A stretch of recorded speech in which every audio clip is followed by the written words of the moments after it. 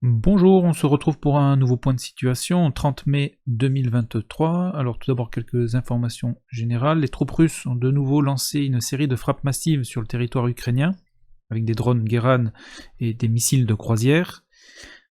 Filmer et publier les dégâts de ces frappes est maintenant un délit en Ukraine, donc nous avons donc moins de ressources pour pouvoir évaluer correctement les dégâts de ces frappes. Kiev a été particulièrement visé lors de ce raid, avec au moins un bâtiment résidentiel qui a été touché. Les États-Unis ont approuvé la vente d'un système NASAMS, donc c'est de la défense antiaérienne, à l'Ukraine. Les 400 premiers tankistes ukrainiens ont commencé leur formation sur les chars Abrams en Allemagne. Et enfin, ce matin, un raid d'une vingtaine de drones ukrainiens a attaqué la ville de Moscou. La plupart des drones ont été abattus, mais 3 ont touché des immeubles résidentiels. On se dirige maintenant sur le terrain. Donc la semaine dernière, il y a eu une incursion dans la région de Belgorod, dans ce secteur exactement. Donc les Russes ont repris le terrain qui a été perdu la semaine dernière, et ils ont même repris le poste frontière de Graivoron, qui se situe ici. Dans le secteur de Louhansk, alors il y a une petite évolution, puisque les Russes ont élargi leur zone de contrôle à l'ouest de Liman-Percy. Donc ici, un petit secteur qui a été sécurisé cette semaine. Sinon, le reste de la ligne de front sur le secteur de Louhansk est inchangé. Tout comme sur Dibrova. Par contre, une petite modification dans la forêt au sud-est de Dibrova. Les Russes ont progressé dans ce secteur ici, au nord et au nord-ouest du village de Bilorivka, qui reste sous contrôle des Ukrainiens. On continue sur la ligne de front, on se dirige maintenant dans le secteur de Bakhmut. Alors la semaine dernière, le village de Sako-Ivanseti a été disputé, donc il est de nouveau sous contrôle des Russes. Au nord de Bakhmut, les Ukrainiens ont progressé au sud-est d'Orikovo-Vassilivka, donc c'est ce village ici. Donc ils contrôlent maintenant et ont sécurisé cette portion du secteur.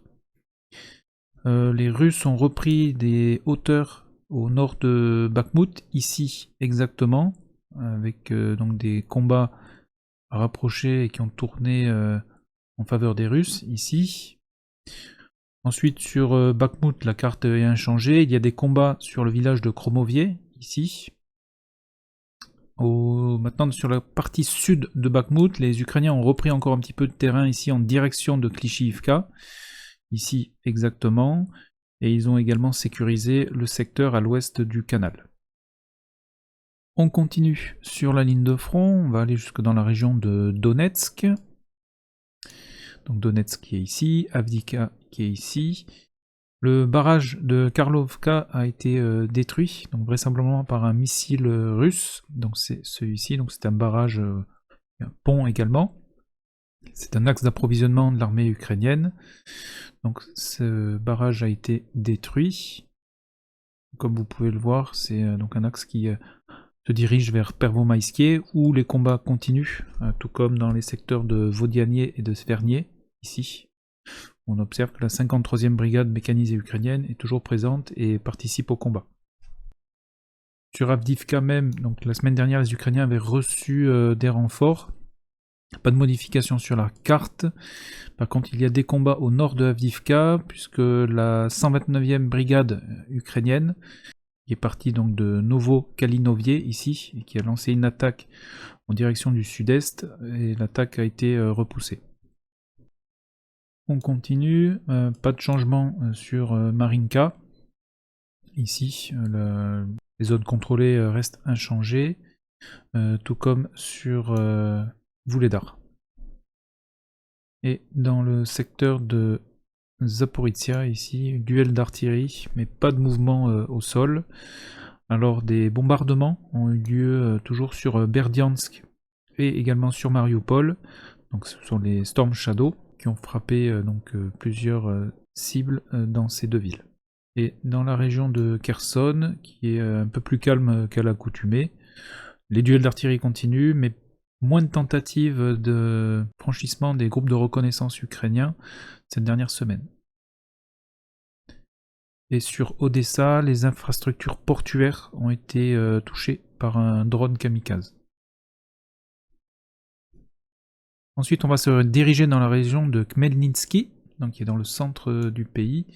Donc la région est ici. Alors souvenez-vous, il y avait eu une importante explosion le 13 mai dernier, ici.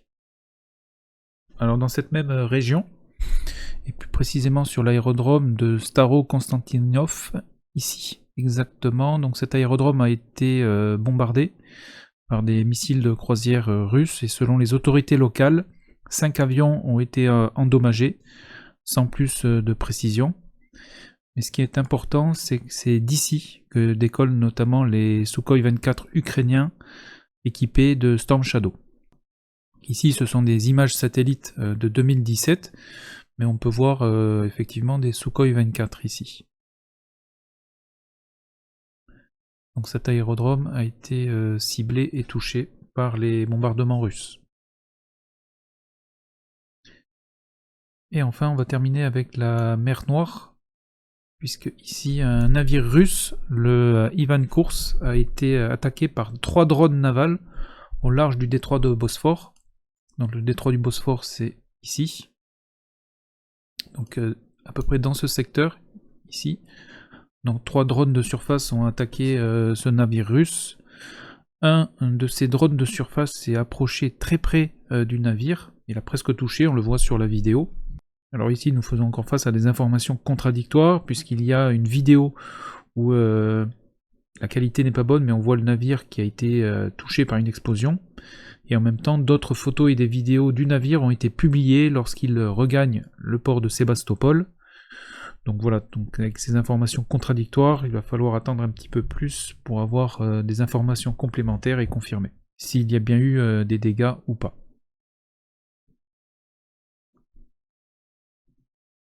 Donc en résumé, pour cette dernière semaine, peu de mouvements terrestres sur la carte.